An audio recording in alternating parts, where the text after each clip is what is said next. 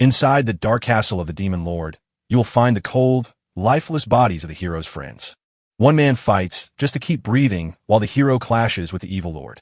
The demon squeezes the king with his giant hand, crushing the last hope for humanity as the man begs for mercy, while watching the hero slowly fade away. As the hero drew his last breath, he entrusted his son Mello to a stranger's care, only to scream in horror as the hero crashed to the ground, signaling the demon king's victory as he crushed humanity and his army claimed the entire continent. After the fighting finally stopped, the hero's legendary swordsman friend Gravel vanished without a single explanation. 10 years later, in a quiet little town, the swordsman is found once again inside a dusty junk shop. He's busy hammering a stool to fix it for his neighbor. Once the man fixed the stool and received a thank you, he shared how the old lady had come home that morning and instantly hurled it at him. The legendary swordsman, now known as Soul, hides in a quiet life while sneering at his neighbor who is desperately searching for his lost child. He says it is Mello's very first day at school, and she's almost ready to go home with him. The neighbor remarks that time seemed to rush past too fast, and Soul nods in agreement. Later on, Soul hangs out outside the school, waiting patiently for Mello to show up. The moment the bell rang, the little kids rushed outside. Just then, Mello pops up with a happy greeting to announce she's arrived. She wraps her arms around Soul while a man gently tucks a strand of hair behind her ear. 3 kids laugh at her for staying with the old man, but she boldly tells them she loves Soul, leaving them completely speechless. Everyone calls her weird, and then they just leave her alone. She waves goodbye, so happily that he wonders if she's already made friends at school. The girl beamed with joy, and the man felt his tension melt away. Then they walked home holding hands, but a sudden crowd stopped them as a demon grabbed a merchant by his collar, refusing to pay for his goods and threatening him while the merchant begged for his life. Soul hides in the crowd, doing his best to stay unnoticed. Mello leans close so his friend can whisper that they need to trade places to stay hidden. But to his shock, when he looks around, she is gone. Mello catches the monster's eye and gently begs it to let the man go, telling him that hurting others is wrong. But the demon just growls in irritation and turns its angry gaze toward her. Just as he's about to hit her, Soul dashes forward to kneel and beg the demon for forgiveness. But the demon just tosses him some gold to keep him quiet, so Soul stays on his knees and sighs in relief when Mello explains that the teacher taught them hurting others is wrong. Soul jokes that they were only playing tricks on Mr. Demon, turning that scary moment into something fun. After helping the merchant pack, the group walks home with Soul clutching one last hope: that Mello will live a life full of happiness and peace. The next morning, the two of them set off into the woods to hunt for food. Mello lets her childlike joy take over as she happily gets lost among the flowers. A quiet voice inside her gently urged her to find something to eat. She finds a mandrora, but Soul snaps at her to find food while she ignores him and wanders off to look at other plants, leaving him to sigh quietly as he realizes she has wasted their money and now they can't afford a meal, only for him to be shocked when the 2 demons from before suddenly show up looking for him. Hiding his true nature, he asks what they want, but they demand more money for his safety while pointing at Mello, leaving Soul shocked as his bold plan fails just as Mello arrives, laughing and recognizing the monsters from before. Her eyes sparkle with joy as she invites them to play with her. Soul leaps forward to rescue the girl, but the demon has already seized her and slammed her hard onto the ground. The blast hits Soul and knocks him off his feet, leaving him frozen in place. The beast grins at your suffering and commands Soul to tidy up the mess of your dead body. To their utter shock, Mello simply sat up right after getting hit. Thinking it is her turn, she stands up, shakes the dust from her knees, and tells the baffled monsters that it is finally time for her to play. Mello stands ready, her eyes shining like gold, while a wave of power rushes around her. The monsters freeze, terrified as those familiar eyes remind them of a legendary hero from 10 years ago who once faced the Demon King with a shining golden gaze just like the girls. Realizing she might be the hero's missing family, the beasts scramble to warn the Demon King about what just happened. But Soul grumbles about having no choice and steps in anyway. Mello bolts toward him with a wide grin, yelling that demons are truly amazing. He smiled at her and gently tapped the back of her head to help her drift off to sleep. Right as the monster grabs for its sword, Soul moves even quicker and smashes it down before it can take a step. The other tries to run away and shouts, begging to know who he truly is. He won't let the secret slip, so he decides to destroy the demon as well. He cuts his hand, and the monster lets out a scream of pain. Soul says sorry and vows to give his hand back.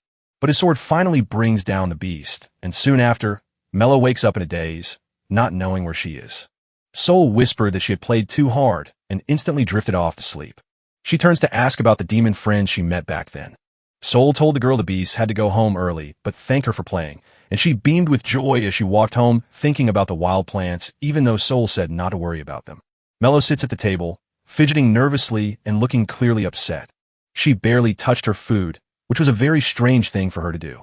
Soul notices she hasn't finished her meal like usual, so he asks if she's okay, but she just reassures him that she's full and everything is fine. She promised she'd eat her meal later, but suddenly dashed outside with her plate to play, leaving Soul at the table confused by her haste, only to find outside that Mello dropped to her knees in the bushes to feed a creature that growled and bit her arm until she winced in pain. Yet she remained calm to promise Gabu she would always protect him. She whispers to him that the sandwich is safe to eat. Once the creature stops and starts devouring her sandwich, she spots him eating and quickly knows she must find a safe hiding place for Gabu before Soul discovers him. Right as she hid, a man popped out from behind her and stared at the strange creature she was trying to keep secret. He tells her Gabu isn't just a dog but a beast that will grow huge and eat their fortune. Yet she insists on keeping him and offers to share her own food just to feed him. Soul trembles from a fierce staring match with a creature that nearly breaks her heart, but after she lets it go, Mello and her team up to fill a cart with fresh food. He tells her that if she wants to keep her pet, she'll have to learn how to earn its food.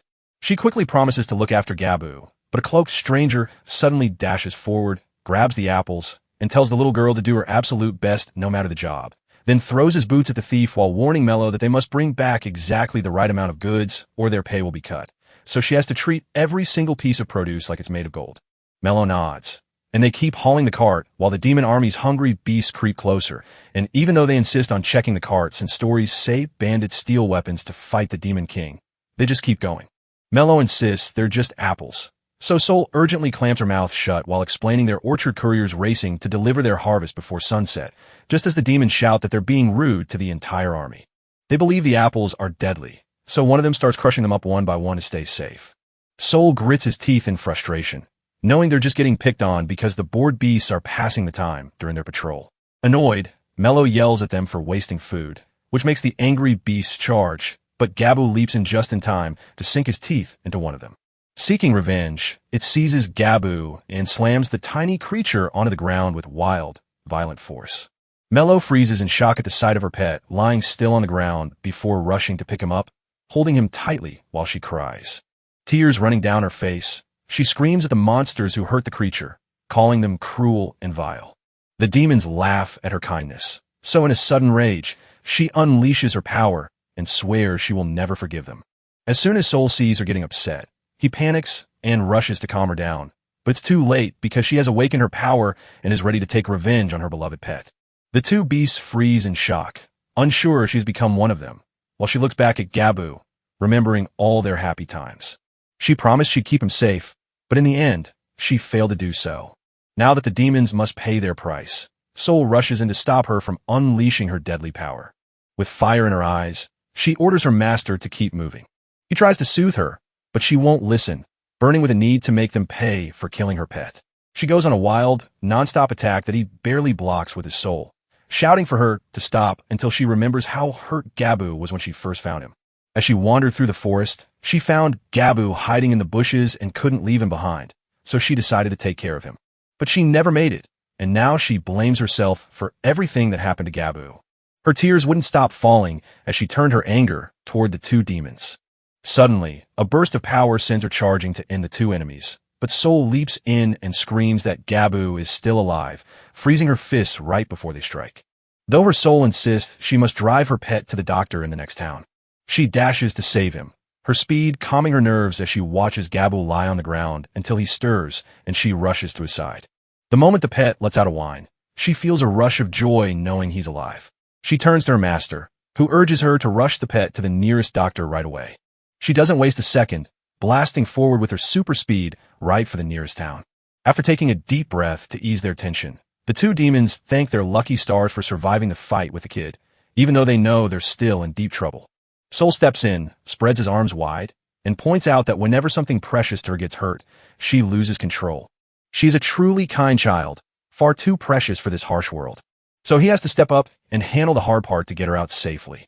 One beast pauses and grabs its sword, but Soul moves first, pointing his blade at the creature, And while holding his weapon, he thinks of his old days with the hero and how his daughter shared his brave spirit. So he grips his sword and walks straight toward his enemies, even as the Dark King plays chess inside the demon castle. She summons her auditor, Claude, to investigate the mystery of the missing soldiers. The faithful servant hears her command and vows to get right to work. Claude heads to the town of Howl, a place the Demon King ordered him to check because soldiers are missing. She remembered warning the Demon King that no one ever truly vanished alone, since everyone who had disappeared had simply left with a partner. Now, she has to dig even deeper to solve the mystery of the people who have vanished. She walked through the town, seeing that it wasn't the shining place it used to be. It used to be a busy trading town that was as rich and successful as the holy capital. With taxes safely collected and sent home, she heads straight to the garrison base in town to find the missing people, but she is suddenly startled by demons tormenting children near the loud kids running around. Mello drives the demons so crazy that her friend has to shout a warning to keep her out of trouble. Claude notices the commander, who answers to Colonel Dawn, is letting the rough lizard men fight too much, but right then Soul jumps in to keep the kids safe. He forces a smile and begs the demons to let the children go, promising to teach them a lesson. While all this is going on, Claude watches it all happen. Soul begs and drops to his knees before the demons while Mello, totally clueless, looks at her friend and asks if they are dangerous, only for the kid to scream at her helpless, naive friend. Claude can't stand the way demons mistreat humans, especially when soldiers abuse their power and bring chaos to every town. 10 years ago, when we fell to the Demon King, the world turned upside down, and now there's nobody left to stop it. The monster promises to spare the man and children, but demands the man's arm as payment. So he raises his sword to strike until Claude leaps in and cuts the beast down faster than anyone can blink, leaving both the monster and Soul staring in shock. Soul gently guides the children away from the scary sight and turns to the girl, who insists she can't look away from the clear ruin of the demon lord's humble servants. The other lizard men stand frozen in shock by her look, but she quickly explains that she is a special auditor from the demon lord's army, sent to find out why so many of their kind have disappeared from town. The lizard men are stunned to find that a special auditor is actually human. She grips her sword tightly, staring down her doubters with a fierce challenge to fight her. Feeling insulted, the demons grab their weapons and charge at her. But then a lizard man officer bursts in to announce that headquarters wants us to work with a special auditor, and the commander quickly smiles and apologizes for his men's rudeness. He then promises to lend his help and resources to see her investigation through. She stares at them with scary eyes, telling them to stay away from the case, and promising to call if she ever needs help. The commander starts to leave with his junior, but she halts him and hurls her own fallen teammate's hand at him, only for him to calmly take it, turn, and growl with rage that he will make her pay for her arrogance. Mello stares in awe at her, while his small friend Nico jumps in a cheer that she totally crushed the Demon King soldiers, and Soul thanks her for saving them as she smiles, says she was just doing her job, and asks why he didn't run away sooner. If she'd arrived even 1 second too late, he would have been struck down without a thought, and he didn't even flinch as a sword swung toward him, while a nervous Soul tried to brush off the near-death experience by claiming he just blacked out. His fear was so powerful that it froze him in place. Just as Mello sees Gaboo rushing right at her, she thinks his acting looks pretty strange. Now that her pet is healed, she spots a demon beast running wild through the city and quickly draws her sword to keep everyone safe. To her surprise, Soul steps in and stops her attack without any trouble. They watch in awe as Mello toys with Gaboo, while explaining the furry friend belongs to a student to a shocked Claude, who is left even more stunned by how casually Mello caught her sword without even blinking. She wonders who that man is, and later Soul hands Claude a glass of water. Mello kept trying to get her to his house, but now he can only give her a glass of water. She handles it without a problem and says chatting with citizens is just her job.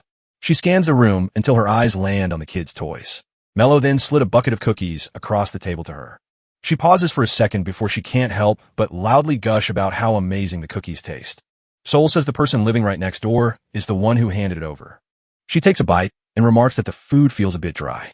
Mello and Gaboo are sure she'll love it, and seeing her happy smile, she's about to give the cookie back, but Mello insists she wants to share instead. She snaps the cookie in two with a big grin, excited that sharing it will make the taste even sweeter. Mello grabs the entire cookie with a happy grin and even shares a bite with Gaboo. Claude watches her and recalls a time when her sister smiled back at her while munching on her favorite sandwich. She squeezes her emotions tight before suddenly jumping up from her chair. She says she has to leave now to finish what's left of her work. They watch her go as Mello waves goodbye, clueless that someone is spying on them with a mischievous grin. Back in town, Claude dives into the mystery of the deserters by talking to many people. But feeling stuck, she sits on a bench to figure out her next move. Out of nowhere, a kid dashes toward her and hurls a rock. She warns the boy that what he's doing is dangerous. But before she can finish, his mother rushes over to beg for mercy, pleading that he's just a kid who hated the Demon King's army and didn't know any better, and because she wore the Demon Army's crest, she became an enemy. Since the boy's father was killed by a demon, he hates every soldier in that army. Because she's human, many call her a traitor for serving the Demon King and keep asking if she feels no shame for betraying her own kind. She sank to her knees before the boy and apologized for frightening him. The boy cries out for his father, but Claude can only watch with a heart aching with his pain, while Sol stubbornly tries to fix a broken chair in the workshop, just as Claude walks in to ask what he's doing. Sol casually mentioned that Mello is at school right now. She can't believe the junk shop sign outside, but Sol reassures her that he's not selling trash, just fixing broken things to sell. She can't believe he's just a repairman since he blocked her sword with ease, so she warns him that the demon's army has caused trouble and asks if he knows anything about it. Instead of accepting her offer, he just said a hard no. She realizes he was right and agrees it was the smart move, but then a strange sound from the backyard sends them running to find a letter stamped with the Demon King's army mark. Sol grabs the letter and begins to read it right as Claude runs straight at him.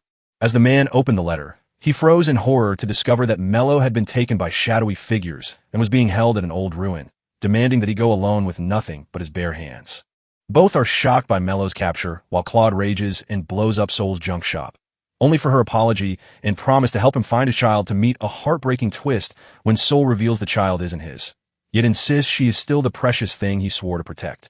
She is stunned to see him holding a sword, since she never imagined he'd ever drawn it from a scabbard. But he turns away from her question and gently reminds her that keeping Mello safe means they can't carry any weapons.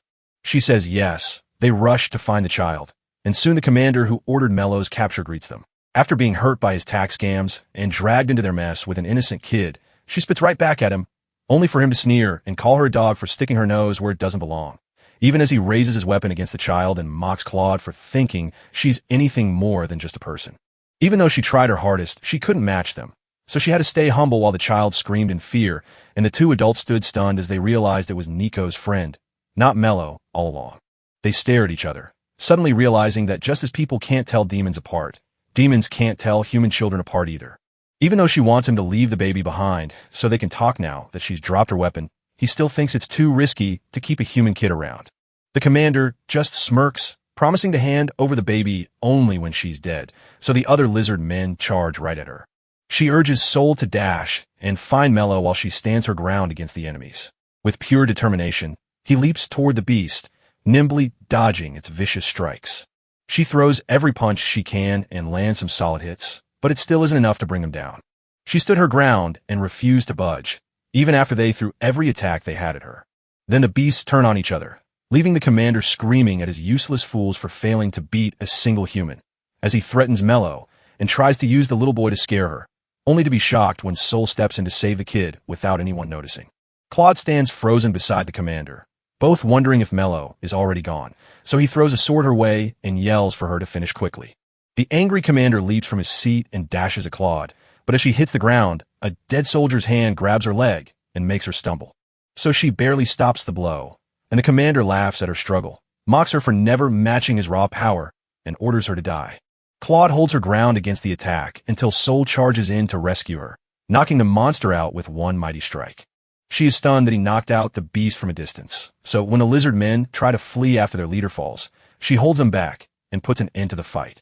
She's ready to question his power, but he cuts her off, saying they're late for the pickup. As they sprint, Claude apologizes again for pulling them into her mess and the demon army. Sol insists it wasn't her fault and says all that matters is that the kid is safe. As Claude tries to cheer her up by claiming he's finally free of his enemies, his sharp look betrays the truth that he knows she works for the demon army and is hunting for her missing kin. Just as she begins to speak, he hurls a hammer at her and demands she repair the lumber shed she broke earlier, promising they'll settle things once it's fixed.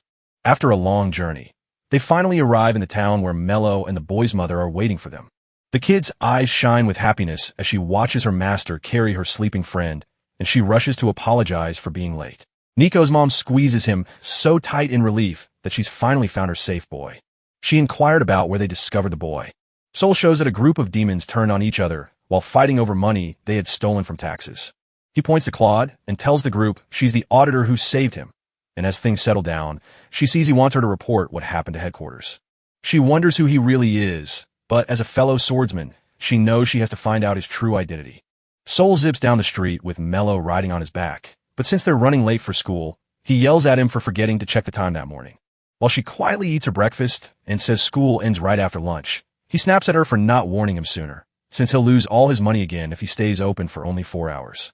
Her face lights up with joy as she sees Claude waiting for them, but Sol rushes past her anyway, only for her to grab his hand and stop him, while he wonders if her warm welcome is a trick by the demon army since they already settled their score yesterday. She stares at him with a panicked look, begging him to let her stay in town. Sol gets lost in a mess of thoughts, but Mello just can't keep her smile because she's on her way to their house. She explained that once the commander got hurt, she and the other officers were in trouble.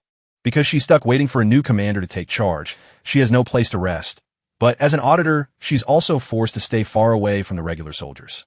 With nowhere else to go, staying with them is the only choice, but he thinks it's too much work and suggests she move to the military camp instead.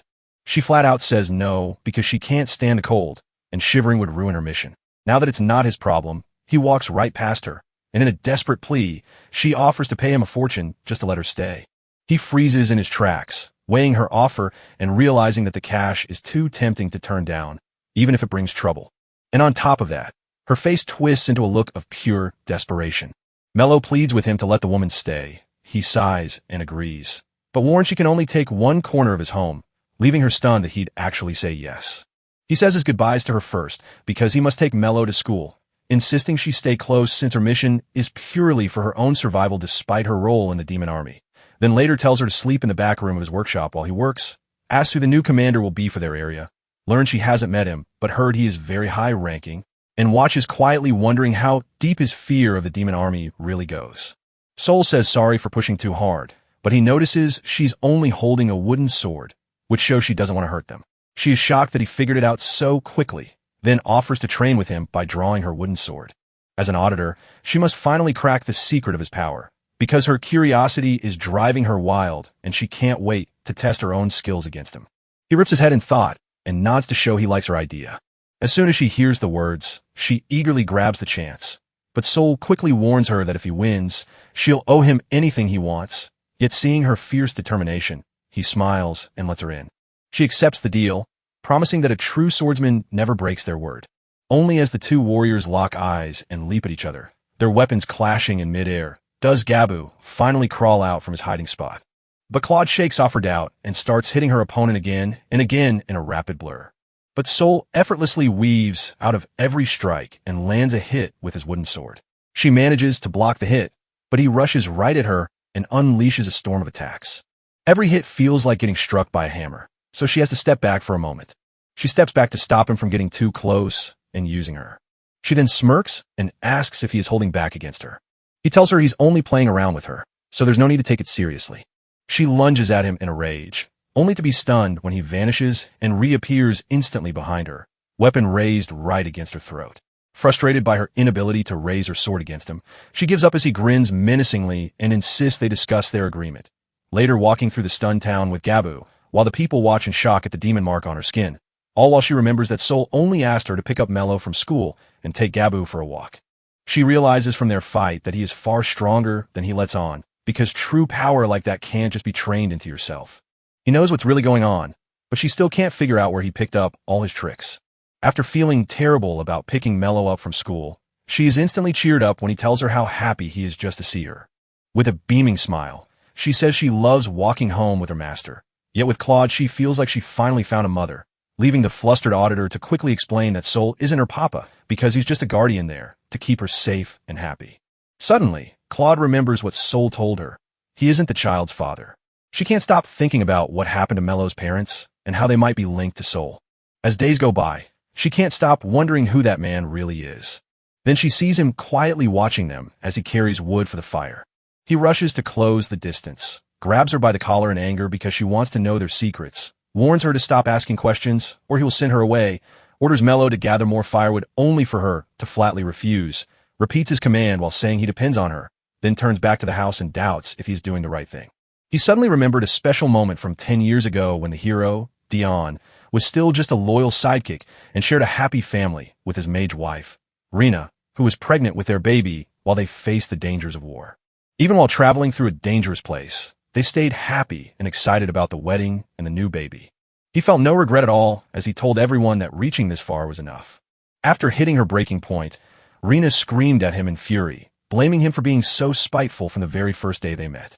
Sol smirked as the rich girl finally showed her true colors, but when she spat in his face for daring to call her that and refused to even speak to him after all these years, the insult hung heavy in the air. She insisted they wrap things up and let him speak his mind. They kept trading sharp insults until neither wanted to back down. So Dion tried to put out the fire by telling his wife that if Sol had stayed in the village, they would never have met at all. Without Rina, they are missing their brightest mage and the woman they will soon marry. Without both of them, his life felt empty, so he desperately wanted them to get along because they meant everything to him. The three warriors chuckled softly as they muttered apologies to one another. After Emma asked about the baby's name, Rina revealed they wanted to call their daughter Mello, which left Sol shocked while Emma thought it was cute, and Rina added that Dion had chosen the name. Sol gently nudged Dion, reminding him that he'd chosen the turtle named Mello as a child because of its long life and the meaning of million, but Dion sighed and shook his head, refusing to name his own child after the animal despite believing it would bring good luck. Dion rested his arm on Sol's shoulder and whispered that he'd always dreamed of making him the baby's godfather, because to him, Sol was family and a best friend who made him feel safe and calm. He genuinely loved that name, and in those bright moments, they clung to the dream of a normal, happy life filled with friendship and family. They had no idea that their perfect world was about to crumble. Sol stood all by himself on the beach the night before the big fight, pushing his body so hard that the crashing waves seemed to whisper just how deep his sadness went. Taking a deep breath to calm his mind before the big day, the swordsman remembers hearing Dion call from outside a few hours ago, saying he would be gone for a long time. When he gets back, the baby might already be on its way to being born. But while quietly talking to Rina, he lets his mind drift toward that possibility. She worries when she sees his face, but he promises to do his best for his child and everyone else, showing that before now, he didn't truly know what it meant to be a hero. It was finally obvious what this job meant and what I had to do. Sol quietly listened to this warm and hopeful conversation. Now he squeezes his sword tight, keeping his training going while still wondering why that kid meant so much to his friends.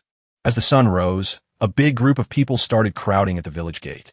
As the heroes and villagers shared warm goodbyes, Rina spotted Sol standing far away, looking calm and quiet. When she shouts his name, he lets out a long breath and starts to wonder if she's just about to give him another lecture. He asks him to look after Dion, but he insists the hero is the type of person who always handles things on his own. This time she grabs him tight and begs the swordsman with more desperation than ever before. He sees the desperate look in her eyes and promises to help, reminding her that he has known her friend longer than she ever has. She wished she could stay with them until the very end, moving at her own pace, so that when the baby is born and his sweet words make her cry, she can finally say goodbye to her friends on their last great adventure. As the swordsman walks quietly behind them, Emma and Kato pray for their baby to be born healthy and can't wait to meet them. Dion wonders if feeling lonely has taken its place since Rina, his only rival, is gone. Even though he didn't object, the hopeful father looked far too good to leave, refusing to deny the promise of a peaceful future for his child because that dream of a monster-free family picnic by the river is exactly what he is looking forward to. Sol will run right to the picnic without anyone having to ask. Even his family feels the same. So while the swordsman watches with doubt, a tiny smile pulls at his lips as Dion skips forward with pure joy, chasing his dreams all the way until the day he chooses to let them go. 42 days later, they face the Demon King with Sol panting hard for being so tired. But on the other side of the scene, Emma and Kato were already lying dead on the ground, while he stood before the Demon King, staring at him in confusion as he tried to figure out what was happening. As the enemy grinned, Dion shouted from behind for them to stay focused and charge together as humanity's last hope, only to discover their brave stand was nothing but a child's play against the Demon King's crushing power. A single finger flick sends the soul flying away, crashing around like a loose toy. Lying nearly dead, he watches his broken sword crash to the floor as he sees his best friend caught in the grip of a demon. Dion was tossed into the air, completely powerless and unable to stop what was happening to him. Then the swordsman is told to watch closely as their last flicker of hope is snuffed out. In this moment, their shared memories flood back, reminding them that from naming turtles to Rina's plea for him to care for her husband, They always loved each other above all, but then everything shatters just before Dion's body is crushed in front of his best friend, who is about to witness the horror, and Dion flashes one last smile to the man standing there. The Demon King's castle filled with screams of pain. Dion watched his friend crash to the ground while his own view started to turn blurry. Just 12 minutes into the battle with the evil lord, the hero was already on the ground. As humanity's worst enemy grinned, Soul clenched his jaw and shouted a curse at him. As tears of grief and anger filled his eyes, a new burst of power surged through his broken blade, holding it together with his raw fury, while the curious lord watched in awe as the swordsman vanished and then rushed forward faster than anyone had ever seen before. The attack meant to end him crashed into a sudden magical wall that the demon just raised. Even as his soul whispered on and his blade ripped through the fabric on his arm with raw power, it wasn't enough to hold him, and he was easily sent right back. He isn't done yet. He fires a magic blast to shield himself, bounces off the fall, and blasts straight through the smoke of the explosion. With one last push, he crashes down onto the demon lord's body, stunning them both with his sudden power, but the human doesn't care about her words and pours every bit of his strength into a final strike that hits home, only for a blinding flash of light to shatter the Demon King and make it look like they've finally won. But Soul was back on the ground, watching the fallen hero's sword drop to the floor with a clatter. He stares at every enemy he has ever beaten, holding back tears as he realizes the long battle is finally over. Then, a lordly voice suddenly praises his hard work, and a dark presence takes his hand to whisper that even a boy like him can wield the holy sword. They warned him that he was taking too many risks and begged him to play it safer next time. All he could do was turn his head to look at the enemy, who was still alive. There he stands, a tiny baby who just learned how to get up and is waiting for his parents to cheer for him. She'll be tough enough to push him and make him grow much stronger. As the attacker's weight lifts, he whirls around to see the Demon King standing whole and staring right at him. Not knowing how she did it, she raised her arm over his head until his vision faded to black and his voice echoed in his mind, telling him to grow stronger for when they meet again. Soul's eyes shot open and his body jerked straight up. After a fierce battle with the Demon King, he didn't wake up in a dark castle, but found himself alive in a vibrant green land instead. He peered around, lost and unsure where he was, when someone nearby shouted for him to run before the demons marching on the capital got there. With faces twisted in terror and despair, they screamed that the country is already lost. Cruel words hit Soul hard as he realized the enemies had reached the capital, destroying the safe haven for Rina, so he sprinted to find a village already burning and filled with the dead. Panic took over as he looked at survivors crying in the rain, then heard that the city had fallen and the people were blaming the heroes for losing so easily, even after giving them hope. While he rushed through the rubble and heard their insults, he suddenly heard someone call his name and found Rina still alive holding baby Mello in her arms, and he ran to her with great relief to see her safe and carrying her child. Rina gives Soul a warm hug to welcome him back. He questions what happened and why she is there just as the Demon Lord's army marches on the village to attack the hero's family. All that was left of the village was nothing but rubble and silence. The swordsman crashed his hand into the wall in a fit of anger. It feels like all their hard work has vanished in an instant. So when she sees his rage, she quickly apologizes, admitting she only tried to save her child. Even though she was one of them, she did nothing when it mattered, and feeling just as useless, he cursed himself. Dion's last grin still seared his mind, and he cursed the fact that he was the only one left alive. When Rina asks where her dear husband is, the silence and his angry tremble make her cry as she understands the heavy burden he carries alone. Dion always considered him family, so even though she admits it feels selfish, she asks him to take care of Mello, and he freezes in shock as the heavy truth finally hits him. Just as they were about to share their special moment, a voice from the doorway shattered the silence as someone held up Rina's poster. Turning around, they see two demons who have just confirmed the hero's baby was born, and they know it would be a real mess if they just walked away without fixing it. Soul gears up for the fight, knowing this time he's going to protect his family for sure. As one demon stays behind to guard them, the other sprints off to warn the demon lord, but a sudden explosion stops him dead in his tracks. Rina stood up and ordered the swordsman to take Mello and go, promising to hold off the demons while she stayed safe. But as she begged him to leave, he finally noticed the deadly wound on her body and how pale her face had become. Soul's face dropped when he realized it was too late and she wouldn't have much time left. Since he's the only one who knows about the child, she asks him to keep her son safe. The young man holds the sleeping baby tight and fights back his anger as his mother stands in front of the demons to keep them safe. Fo lunged forward to stop her targets from fleeing, but she wasn't about to let him get near, so she leaped right over the demon and blew him up. Sol didn't mean to, but his feet just rushed forward all on their own. Now that the demon army is gone, Rina just wants her child to live happily, so she asks him to build a world where Mello can smile every single day. The mage gives a tearful smile as he ties the demon up with chains made of light. She was ready to do anything to stop them from warning the Demon King, but the second one suddenly stabbed her right through the chest with his spear and laughed, only for a heavy chain to slam onto him before he could stop the others. Rina was ready to do anything to stop anyone from finding the hero's child. Her body burst into a blinding flash of violent light as she detonated her self-destruct spell, bringing down the demons, but leaving Sol devastated and ending the life of Rina, the hero's wife and mage. A while later, the swordsman sat among the ruins of the city, holding a baby when a fly demon buzzed him away to warn the demon lord, only to be blasted out of the sky by Sol's magic before he could leave, and then he spotted a lizard on the ground, picked it up, and in a flash of memory of the Demon King, blinked and found only the lizard's tail left in his hand. Just like the lizard, the enemy survived and couldn't help but laugh at how stubbornly they kept coming back. As he feels Mello whine and squirm, he gently adjusts her arms to stop her tears, knowing sadly that both mom and dad are gone. The child's small hand grips his finger, and the sad young man begins to cry in the rain. Before he passed, Dion's last words were a plea for you to take care of his daughter. Rina gave in just like him, smiling as they both took control, leaving him with no choice but to follow their every command.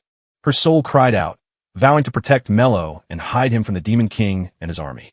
When Dion discovered his courage came from his child, Sol finally realized why he could survive all by himself. He wraps the little one in gentle hugs and soft touches, promising to show them how to live a happy life. On that day, he decided to spend the rest of his hard life making sure the baby had a bright future. Just as a lizard sheds its tail to stay alive, he lets go of being a warrior to survive. In the demon office, Officer Souza read the report on Claude and her failed mission to find the missing soldiers, learning that she had taken charge of the former commander and his troops instead. People keep asking her if this is really what happened.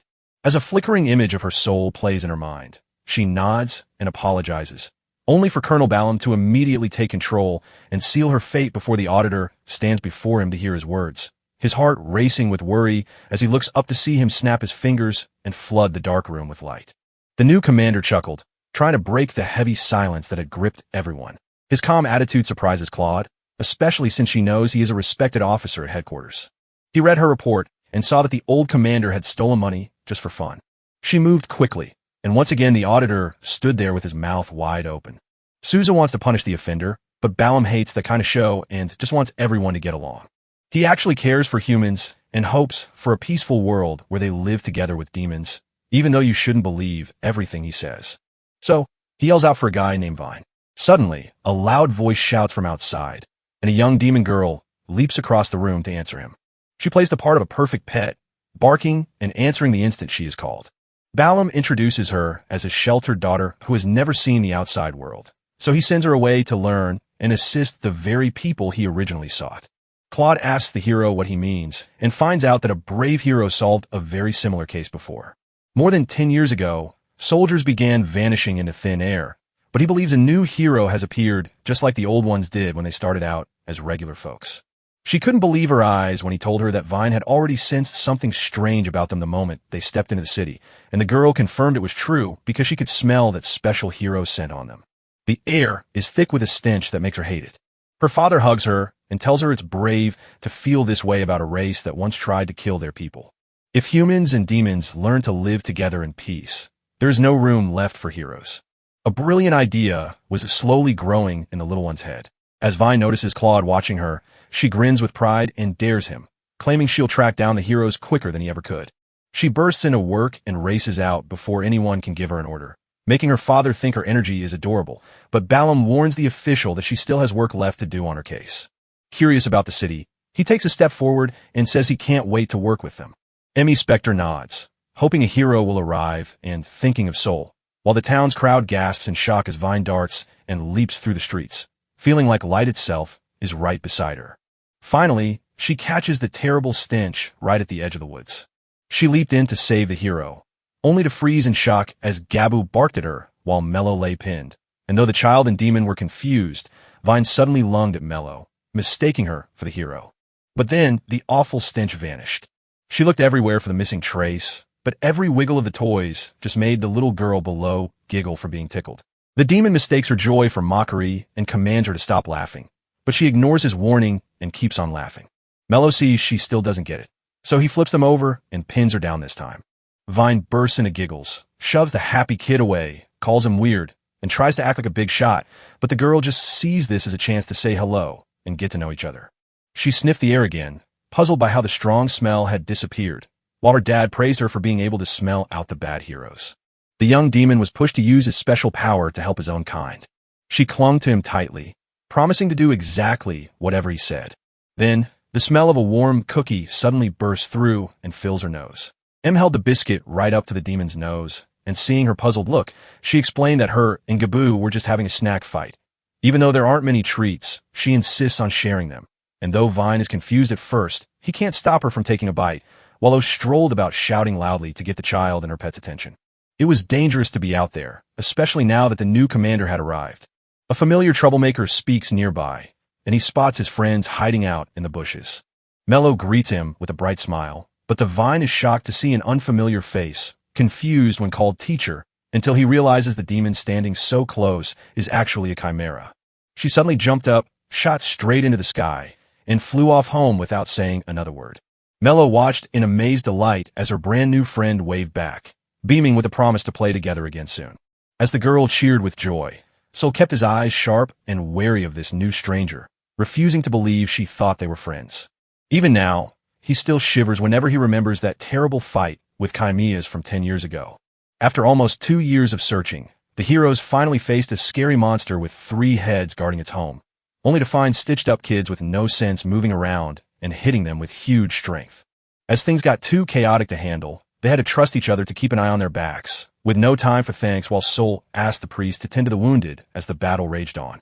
Papato did everything he could with his holy magic, but it wasn't enough to fix the damage once it happened. As Dion gritted his teeth in fury, a voice warned that human magic couldn't hold back such power, and then they looked up to see the real villain staring down at them from the sky. Arena angrily jumped forward and unleashed a blazing serpent spell at the nearby man, but the demon just smiled and waved his hand to cancel the magic before it could touch him. A terrible monster snatched human children to turn them into mindless soldiers.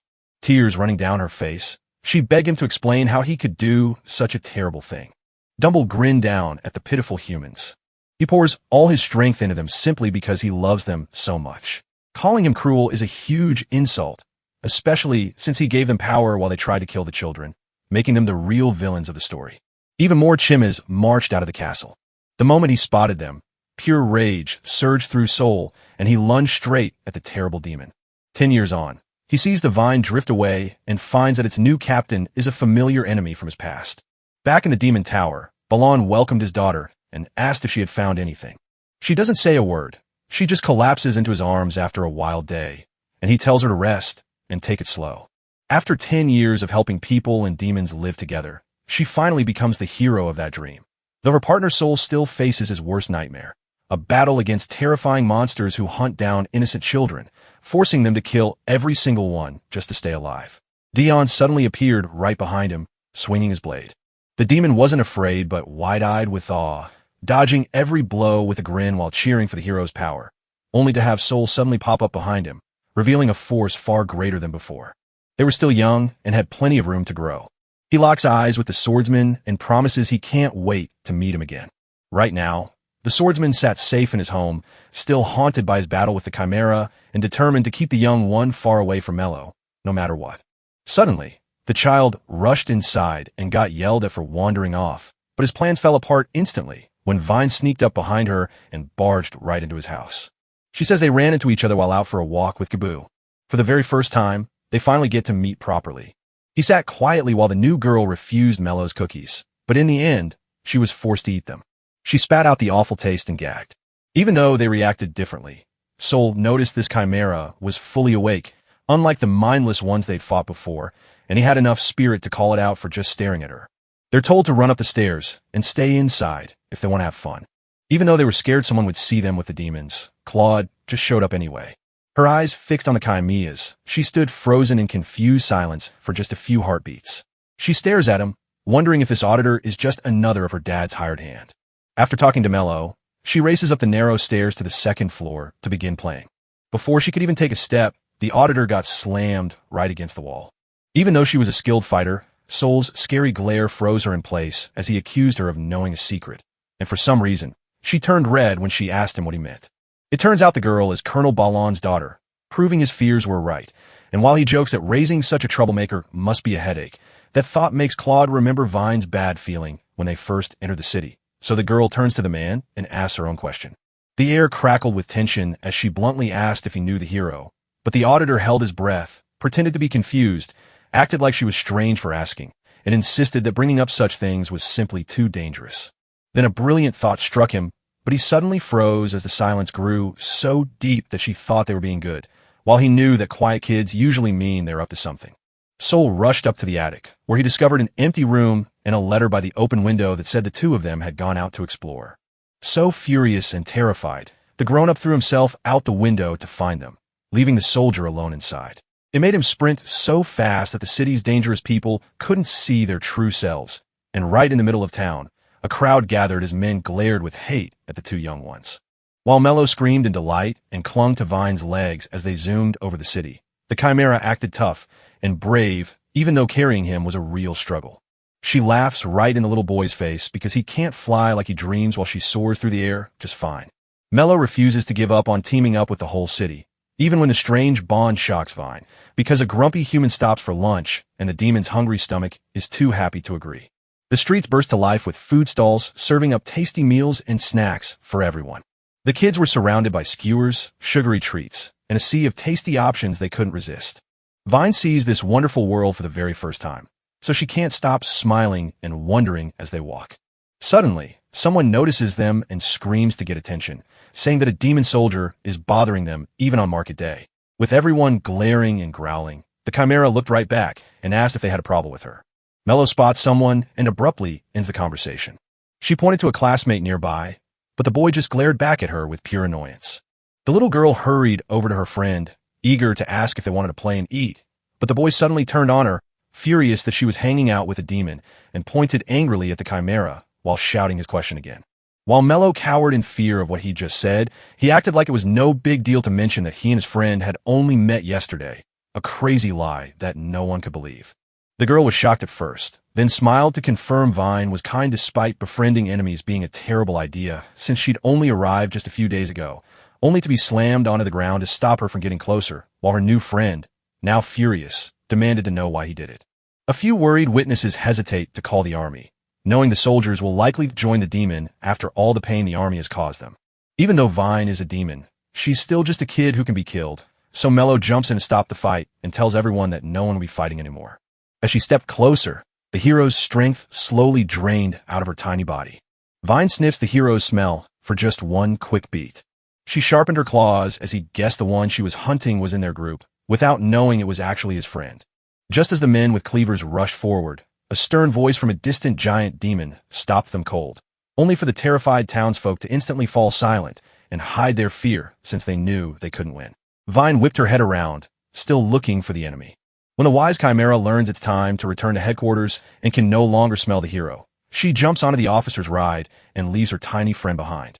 Mello stood still, staring at her with such hope that he looked like he wished he could stop her from going. She glanced at him for a second, then turned and walked away with her people, leaving him standing there all by himself.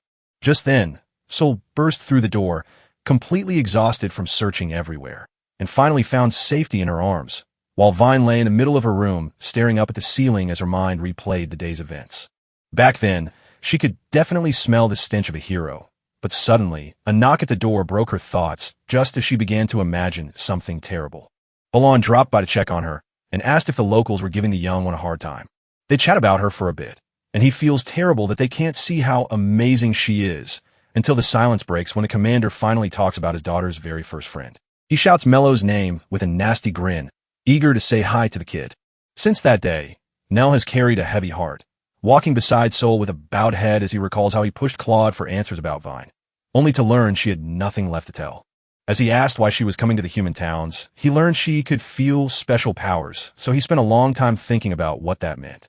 As he walks behind his sad child, he suddenly stops her from playing with Vine. But when she asks why her friend hasn't done anything wrong, he worries that her status alone could still cause trouble. Standing over Mello, he tells her she's just a human child and crouches to whisper that she belongs with her parents, but she snaps that she's never met them, and his heart sinks even more when she says Vine matters more than strangers. She turned her back and walked away by herself, telling the teacher that she hated them because they never tried to understand her. Sol just scratches his head and sighs, knowing there's no other way, and it hits him again just how hard it is to raise a kid. Mello ran away, feeling hurt and confused about why people were being so mean to him just for being different. Why did they try to keep her from playing with her friend just because she's not like the rest? She walks into school with a busy mind, only to overhear a mom wondering why her son is such a picky eater. He insists he can't stand fish, even though he has never tried a single bite. If he keeps acting like this, he'll never get to taste anything truly delicious. Mello's chat sparks a brilliant idea, and even though it takes a moment to put the pieces together, she acts on it instantly. With a bright smile, she burst out of the school, knowing that everyone else was just acting like picky eaters because they didn't really know about Vine. To solve the problem, she courageously dashes to the demon's lair to ask her friend to join the adventure.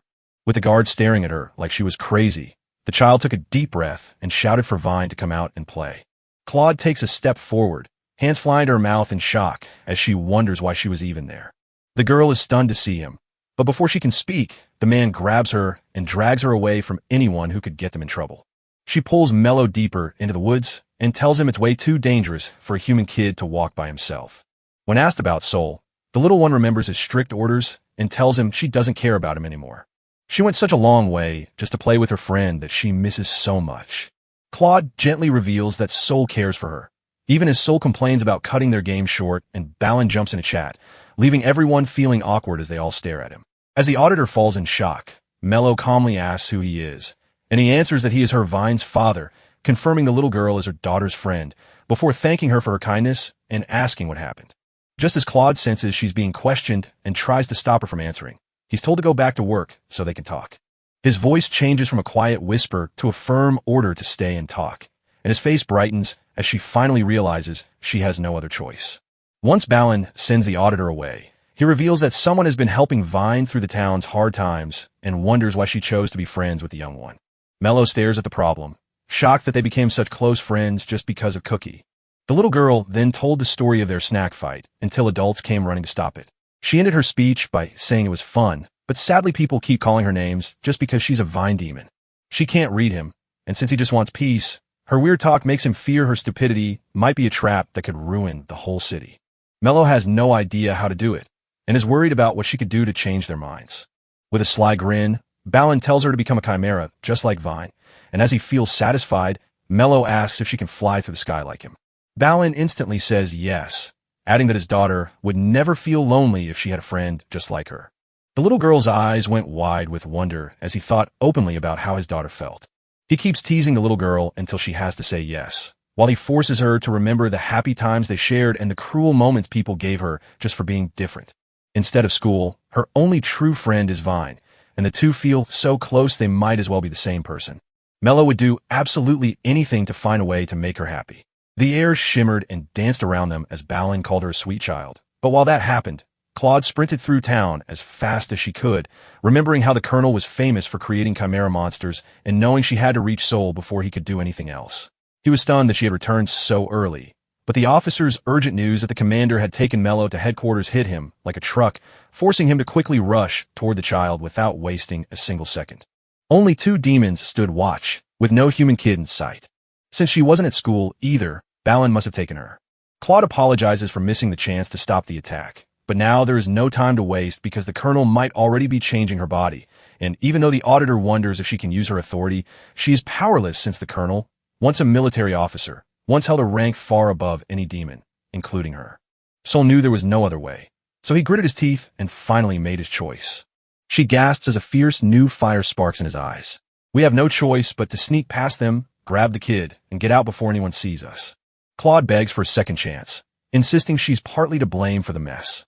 He nods his head to show he approves. She hands him the base's map, and then he asks for one more favor.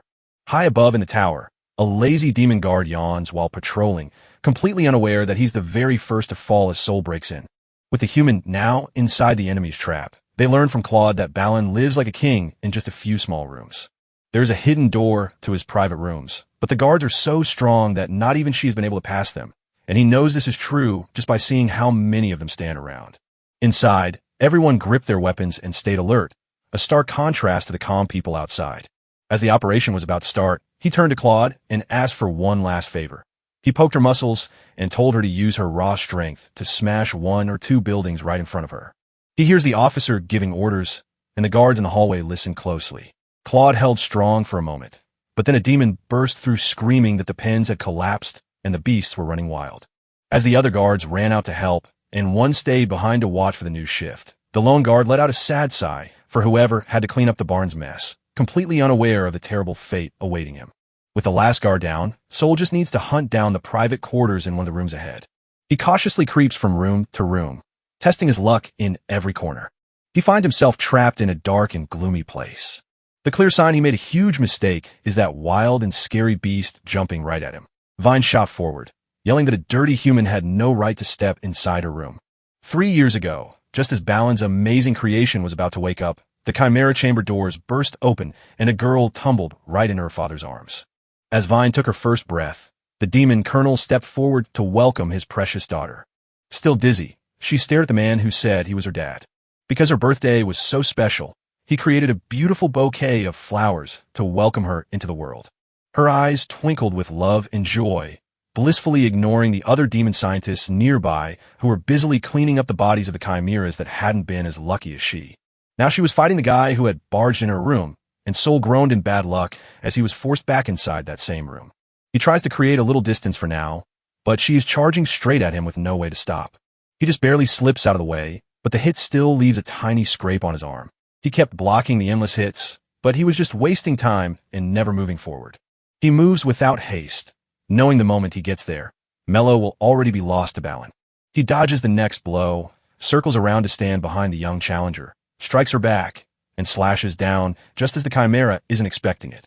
She slips away from his next attack and backs up several steps, suddenly realizing just how dangerous he is, while wondering how he knows her secret weakness. So he simply replies that he's fought girls just like her before. The smartest way to hit chimeras is right at their weak points, specifically the line running straight across her back. But despite him making fun of her scary face, Vine was so furious he was ready to kill that awful person, only to discover she wasn't even fighting hard before, even though their actions mostly balance each other out while he runs out of time. If he tries to do too much, the commander will catch on. So with a deadly blow coming right at him, he has no choice but to gamble everything on a risky counterattack. Back in Balin's lab, a green light bathed the scientist and his subject in an eerie glow while he hummed happily, checking over every tool he was about to use. Mello lay flat on the table, singing happy birthday to him. He goes one step further and claims her as his own.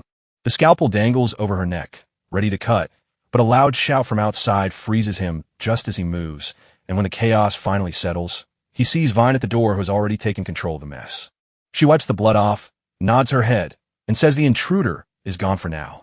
Balin confesses he fears sneaky and violent intruders, demanding peace be accepted instantly, just as Vine notices an unconscious girl on his table, realizes she's speaking of her friend, and explains that the child is still worried about yesterday's events and wants to help them. He promised they would stay together forever, and as he declared he would build another version of her, those words stayed ringing in her mind. Because of this, she boldly asks if he was trying to take her place. Her terrifying, furious expression freezes him in place. Yet he just laughs it off and declares that no one in the entire world could ever replace his beloved daughter. She insists she doesn't need anyone after he says he only spoke because he was afraid she was all alone. He sweeps the table away and looks at the girl on the floor to say that her father belongs to her alone. Balin sees the sadness in his daughter's eyes and realizes she needs no one but herself. He gently pats her head, beaming with delight as her rare selfish side finally comes out to play. He gently rubs her head, just as a guard rushes in to announce that the escaped beasts have finally been caught. As the colonel praised them, Vine stared at them for a moment before turning his gaze to Mello. Everyone gasped when she shoved her friend into the guard's arms and ordered him to take her to a pitch-black place where she couldn't see a thing. He is so shaken he barely manages to catch the body, but when she repeats her command with firmness, he slowly agrees to do it. Balin smiles and tells the demon to keep up the good work before leaving, later chuckling with a playful sigh at how hopelessly jealous his daughter was. Just as she was about to leave, Vine shouted one last time, shyly telling him she loved him above all, and with a soft smile, he said he already knew that, while the guard obeyed his orders to take Mello out to the forest and let out a heavy sigh when the boss handed him more work, right as he thought his day was finally over. The demon trembled and looked around, his belly growling from a long day, making it impossible for him to think about wasting the food he already held. It looked like a trap to get him to take a bite, and just as he opened his mouth for a big chew, Claude popped up and kicked him right on the head. As the demon crashes to the ground, she finally lets out a breath of relief, watching over the safe and sound Mello. All Soul's only job now was to slip back out without anyone noticing. Once night came, Vine flung his window wide open. The Chimera peeked out to make sure no one was watching, then quietly took flight into the night. As soon as she reached the forest, a voice shouted that she was late. Soul leaned against a tree, exhausted from all the time she had spent waiting for him, while she and the demon guard confirmed that Mello was safe after leading her into the forest. Even though they made a deal, the human still wasn't sure if she would keep her promise. Just a few hours ago, they were fighting until Vine lunged with her claws, but Soul grabbed her arm to show her his face and prove he protect her friend, while a memory of Mello calling someone her teacher suddenly flashed in his mind. Then he steps forward to save the kid Balin has kidnapped and then change him around. The Chimera, brought to life through augmentation, was asked by Soul to rescue a tiny creature, even though she sees humans only as pests and cares only for her father, leaving her to decide if she's ready to be replaced by a new creation. The truth and the slim hope it brought slowly sank deep into her heart. He begs her for help and promises to show the hero's real power if she agrees. Now that Vine has kept his end of the deal, he is demanding to hear everything she knows about the hero's power. She told him the gift was only for her and her dad, and Soul couldn't stop himself from being amazed by how devoted she was. Before he says a word, he lays down a single rule. She laughs at the idea of challenging him, even though he's just swinging a twig. But his pride doesn't last long, because the moment he releases his power, the wind sweeps through the forest. Power surged so intensely around her that she couldn't tear her eyes away from what she was witnessing. Before she could blink, he was behind her and a hard punch threw her flying. For just a heartbeat, she wonders how he moved so fast. And as she watches him relax in the deep woods, he admits that hiding was never an option before, but now he can finally let go. She rallied her courage, cursed the man, and warned him not to get too full of himself. But by the time her claws swung out, he was already gone. It looked like they were just playing until he suddenly dropped to one knee and pushed hard against her stomach. As she fell to the ground from the pain, he laughed at her for thinking the fight was simple. He knows just how to push her buttons, making her charge forward recklessly to find out who he really is. He nimbly dodges the child's strikes, but answers the question with a bored shrug. Vine kept striking over and over, yet her blows never landed because he grabbed her arm, knocked her off balance, and sent her crashing onto the cold, hard ground. She forced herself up with a clenched jaw from the pain, yet her heart still urged her to keep fighting. A Soul's branch suddenly popped up right in front of her eye, looking like a man ready to fight with a real weapon. A sudden rush of energy filled him as he asked if she was finally full. It felt like a frozen monster was staring right at her, its teeth bared and ready to snap at any second. Fear raced through her blood when the match ended in an instant, leaving her frozen with anger and screaming that she couldn't even beat a normal person. It's not something for someone who has to be the strongest to accept.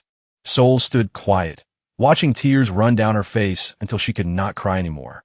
With just one question bouncing around his mind, he asks her what she really thinks about Mello. Vine freezes at the question and sharply tells him she doesn't care about the girl who keeps hanging around and pretending to be her friend.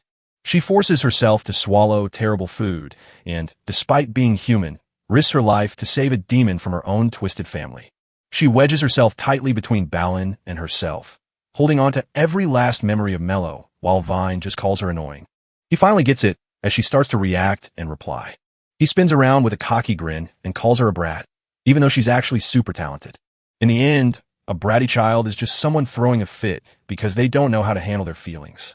She claims she's her father's special creation, but he shuts her down by asking how a special one could lose to a regular person, then tells her to keep her embarrassing day to herself until she can beat him or risk disappointing her dad, leaving their deal on hold while she figures out why Mello makes her so angry. She complains that calling it homework feels unfair, which makes sense since he's grown up, and then he just disappears, leaving the confused demon wondering how she truly feels about her friend. Soul wasn't sure his daughter felt the same way, but keeping the Chimera quiet was what mattered most, no matter what. He knew instantly that the real danger was her power. Just meeting him once was all it took for him to see that Balin had used Dion's dead body as the heart of the chimera. Mello sleeps soundly in her bed while Sol and Claude keep a watchful eye on her. Claude walks away, leaving Sol behind to stay with the girl he raised as his own daughter. The man is so stressed that he knows Balin won't be long in figuring out Mello's secret power. He wants to leave, but he can't bear the idea of sending Mello back to the streets without a home. He remembers every time this happened, and he knows they are trapped in a loop, destined to repeat it forever. As he gently strokes the sleeping girl's head and wonders if he made a good dad, Gabu, resting beside Mello, catches Sol's serious look from across the room. As soon as the next morning light hits her eyes, Mello slips out of her room before anyone else is even awake. She feels absolutely happy as she watches Claude lay out the plates for their breakfast. Sol smiles at the little girl, but Mello, still upset with him, just rolls her eyes and tells her to head to the backyard after breakfast. Claude warns the man not to push the recovering Mello, but he coldly says it's none of her business. So soon after, Mello steps into the backyard where Sol waits with 2 wooden swords and hands one to the confused kid, telling her to use it to block him, only for Sol to suddenly bonk her on the head and make the little girl furious. He tells her he already warned her to use her power to stop it, but Sol points his wooden sword at her and insists she must train if she wants to live. He admits he made a mistake by telling her never to use her power because she never learned how to control it. As a result, she would always go wild, but he promised to teach her how to control her power while showing off his own by wrapping his body in purple energy. He pours all his strength into his blade and shouts for Mello to do the same with hers. Mello closes her eyes tight to gather her strength before swinging her wooden sword. She unleashes her golden power, which shatters her sword into pieces, while Sol hits her head again and tells her to stop making so much noise. The little girl keeps trying again and again, only to get bonked on the head over and over. Mello gets so furious that she blasts all her power and rage straight back at her master. She lunges at Sol to hit him, but Sol warns that her huge strength makes her weak if she can't keep it under control. He dodges her flying kick with ease, then elbows her so hard in the back that she crashes right through the wooden structure. As Mello steps out of the wooden building, annoyed but unharmed, Sol pushes her to take things seriously while she tells her master that she just can't control her power. As the darkness wraps around him, Balin stares silently at the bottle of chemicals he holds. Inside the glass bottle, a single strand of hair waits for the bottle to break and spill its chemicals everywhere. Balin remembers plucking a lock of hair from Mello and grins like a madman, just thinking about who that person really is. While Claude eats her lunch and blends in with the other demons at the Demon Army HQ, she tries to stop herself from worrying about Mello. She tells us she's just with the Demon Army to learn how strong souls really are. Then Balin appears before her, looking just as happy as he always does. Claude shivers with fear when the demon colonel suddenly grabs her arm. Balin softly asks her to do just one tiny favor for him. While Claude is unaware that Balin has just branded her shoulder, far away in Sol's backyard, Mello stands ready with his sword, focusing his mind on his stance as she channels golden energy into her blade. She feels like she's finally safe, but then Sol suddenly dashes at her, smashes her down with a huge hit, and blasts her flying backward. Mello leaps to her feet, tears pouring down her face as she wails about the cruelty of her master. Mello warns the little girl that to survive, she must never drop her guard because attackers won't care about her feelings, leaving her baffled and wondering who truly wants to hurt her. Mello tells her that even though she doesn't care for her parents, they're still the ones who gave her power, and he warns her that this power will always bring trouble unless she learns to control it well enough to stay safe. He tells her to wait until she learns how to use her power before deciding what she wants to do with it. Mello struggles to hold back her surging power, but since it won't stop, she throws a tantrum about how impossible it is to control. Sol is proud of how far the girl has come in so little time, yet he remains terrified that Balin could attack any second now. Mello wonders if her strength came from her father, so she asks Sol where he got his power. Sol recalls every time his power transformed him into a beast, so he hesitates to answer her. Then Claude arrives and asks Mello to come along. Right as Mello lunges at her, Sol grabs Claude's hand tight and warns him that if she tries to take Mello, he won't hold back. Claude leaps at Sol with her sword, but he just barely dodges just in time. Suddenly, Sol feels like a puppet dancing to Balin's spell. Claude tells Sol she won't hold back any mercy. Meanwhile, Sol steps in front of Mello to warn her to stay back, and when he notices the mark on Claude's shoulder, he immediately knows a spell has been cast. After fighting for so long, Claude finally goes down and lies on the ground, covered in bruises. And Sol stares back at the battle, still shocked at just how insanely strong Claude really was. He finally realizes that Balin pushed Claude past every safety limit, causing her body to take a massive hit inside. Her calm control reminds Soul of the wild, mindless chimera he once fought. He tells the little girl to grab all the bandages, water, and medicine from the workshop, and she does exactly as he asks.